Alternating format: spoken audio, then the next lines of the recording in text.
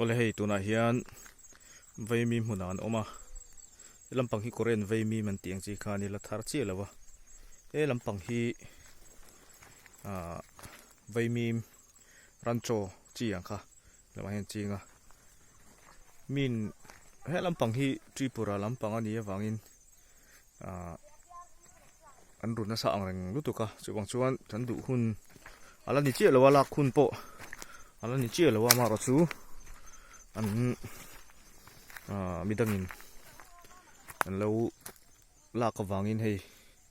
du ai man kan la kan da phei de nol to a lampang hi rancho ang chi vai mim kha ani hei wi om khop maya me lampang mi te po hi nia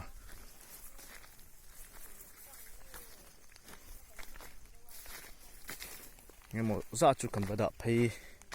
to thau ni heng hi vok ei tur a kan chin ania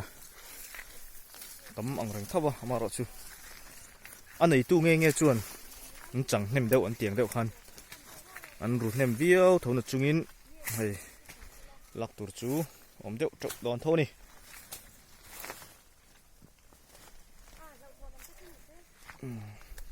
hei u ten an lam mek a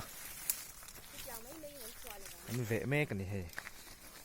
an la treu to ni thawana mo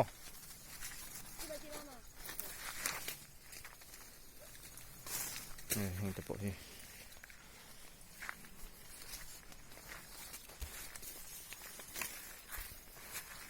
ai ti hian